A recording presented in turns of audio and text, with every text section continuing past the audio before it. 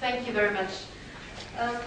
It's now quite a difficult task to come back to the facts and figures again and go down to earth, back to earth from the moral high grounds. But I will nonetheless try to do that by throwing some facts and figures to you that we face now in Europe. In good old Europe, and I'm talking now especially of the Western, good old Europe is suffering from zero growth rates or very small growth rates, 2 to 3%, even slower ones. And if we did not have the Central and Eastern European countries that were with us in the European Union, it would look very, very bad. So thanks to those countries who made the right decisions 10, 15 years ago by creating a very competitive, or by creating very competitive economies, tax structures, incentives, less regulation, open markets, our Europe would not look the way it looks now, because in the end, Western Europe is bankrupt. We are living on, we're borrowing from the future. We face tremendous public deficits and debts, which are growing and growing. And this is what I would like to come back to, since I just have to substitute Michael Jäger, who is from the German Taxpayers Association. I would like to cover a couple of tax issues and to come in from the back door, how to create economic growth and what needs to be done. So we covered the rule of law, free trade and small government as preconditions how to create growth in the previous panel, and also what we have heard so far. We will discuss the issue of sound money and privatization, hopefully, and competitive issues as well in the next panel. So what we need to discuss now to create growth, and Dr. Zettenberg has so wisely pointed out to get it, is creativity, innovation, and entrepreneurship. But those three things need also balanced budgets as a precondition to survive as a business. And if we look at what is going on in European budgets and in European governments right now, there is no sight of trying to reduce the deficits and to reduce the spending. And I want to tackle especially on this thing. We can only create growth, and we can only create growth if we reduce government spending and if we put into question the task of the state. And I'm talking about the welfare state that we face in Western Europe. I had to testify in front of the Austrian government 2 days ago because we were discussing the Austrian budget. And if we look at those figures, just more than 1/3 of the expenses is on labor, social security, and health. More than 1/3. And they are claiming to have a debt break now. And if this is for 2010. For 2011, it's even more. And if we look at 2015, it's close to 40% of GDP. So much as to reduce expenses. So this is something that is not only naive, it's it's lying to the taxpayers, it's lying to the citizens, and this is not only what is happening in Austria, it's happening in Germany, it's happening in Italy, it's happening in France, it's happening in Great Britain, and I assume it's also happening in, hopefully not in your beautiful country. Because actually, I'm always very happy when I come here to Bratislava. I always have the flat tax in mind.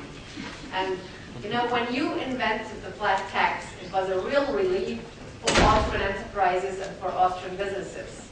Because finally, our government and our financial minister woke up and, oh, there is something like competition, just 70 kilometers away. And this was good. And this is something that we still need to keep up. Even if we talk about single markets. Competition is a precondition for economic growth and also for businesses to survive. One of the things that is really bothering us is productivity imbalances between North and South. But on the other hand, that's good. It's also competition again. And now let me come back to a couple of facts on taxes. And why it is so important to keep taxes low and to have a balanced budget. If we look what has happened in Ireland 20 years ago, in 1985, when Ireland was the poor man of Europe, they created growth by cutting their budgets, and this was very successful, their policies from the 1985 until 1989. If we look at what happens, for example, in Slovakia, you've experienced this in 2000 to 2003. All the deficits shrank and the expenses were reduced. New Zealand, same thing, 1990 until 1995. And as Ed pointed out, it's now one of the most successful and most free nations. Talking about competition, Ed, I'm not quoting your index of economic freedom. I wanted just to point out that there is another one. So it's competition everywhere. Maybe you've also heard of the Heritage Index of Economic Freedom, where Slovakia, for example, is ranked 37. And it used to be better ranked. So I think you should do some more homework with regards to being competitive or staying competitive. Canada has done the same thing from the 1992 to 1997 with regards to cut spending. And cut spending is really, it's so important. We have to think also of what are the tasks of government. Again, it's definitely not the welfare state that we want to keep up. The welfare state doesn't create jobs. Have you ever seen a single government-run company that where jobs were preserved? They were only substituted, nothing else.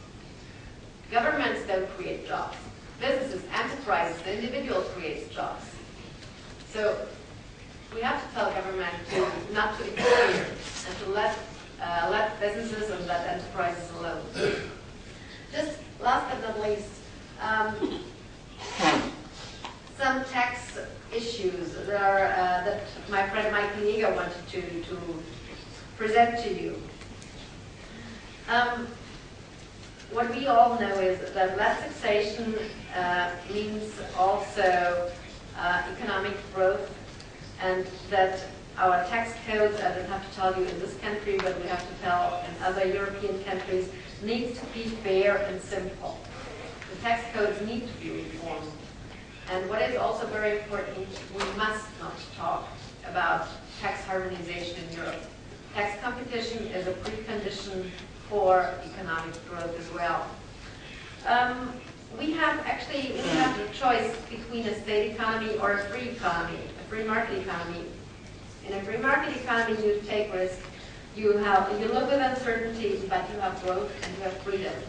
And I think, and especially what Christoph mentioned prior, this is much more what we as a society need also to be happy. Another thing Michael wanted to point out was the level of income for European countries, especially coming income by debt, by taxes, by revenues. As long as those revenues are less than the expenditures, there is no chance to create economic growth. And I just want to close with two figures. The rise of government expenditure from 1913 to 1990 and then now to nowadays. In France, the expenditure of government per GDP in 1913 was 17%. In 1990, it was close to 50%, and right now, we're way beyond 80%.